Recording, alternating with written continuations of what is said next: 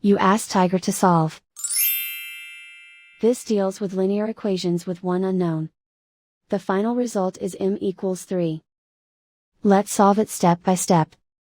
Group all m terms on the left side of the equation. Subtract 3m from both sides.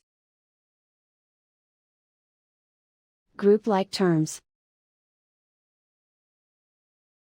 Simplify the arithmetic.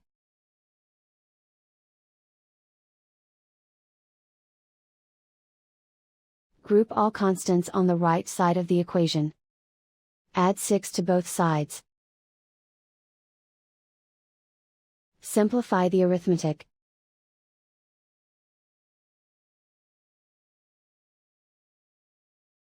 Isolate the m. Divide both sides by 2. Simplify the fraction. Find the greatest common factor of the numerator and denominator.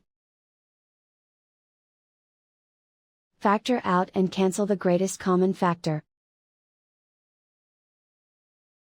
And so the final result is m equals 3.